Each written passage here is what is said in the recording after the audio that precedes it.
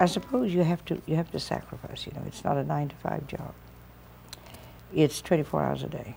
You know, and they have to know that it means so much to you, and that they are important to you, and so natural, and that the orchestra is so important, and its mission and all, that you just expect their loyalty, and they give it. By and large, they do. Once in a while, only very rarely do I come across where I feel that some young person isn't really dedicated, but it's pretty rare.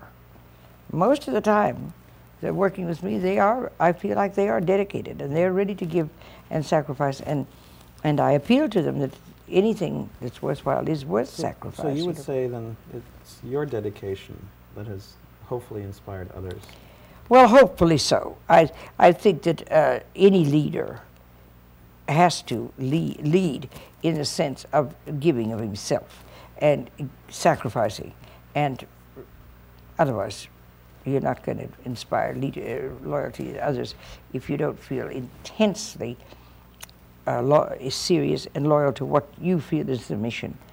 Have you always felt that way? Oh, always have, yes.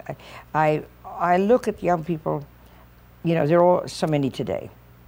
They don't know what field to take up. Right? So now, well, should I? And they may be talented in several fields, which makes it more difficult. So now this rushing. I'm concerned, and I try to take an interest, and I try to advise. But down in my heart, I never can figure out how anybody doesn't know from the beginning what he wants to do. It's hard for me to see them, well, what should I be? Because I had interest too. I had opportunities in other fields, and all. I loved history, and history was my favorite. My father was a historian, and I loved history. But at the same time, nothing ever even came near my view of myself. Music was my life. I couldn't think anything else. I would have never thought anything else. And so to me, it's hard to realize why young people find it, but I think we're in a different age. And this is an age of complexity. There are many voices, there's many opportunities, there's many things calling, and all the technological age that's come on, and the computer age and all that. So that many times they are confused. They don't know what they're calling. And I feel for them, and I understand that. But for me, it was such a clear light. I always felt, maybe it was my mother who was such a powerful influence, and who said to me, darling, your life is music. And I believed in her so, that she was right, and she was. Maybe it was that kind of guidance. Today, it's one of my things I can't understand when parents say, well, we'll just let, you know, we don't want to say anything. Parents will say this to me, but we don't want to interfere. We don't want to say anything. Now, you speak to them about this, but we don't want to say. I have no time for parents who step back. We don't want to. What's a parent? That was a parent. That was a parent, as I knew them.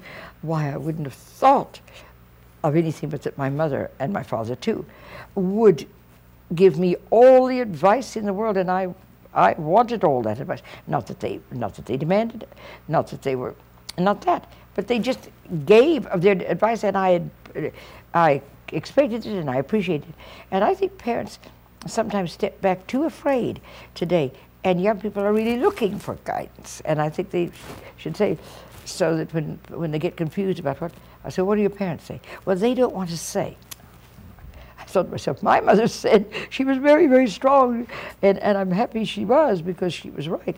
Music was my life, my mission, and she knew that, and she believed it.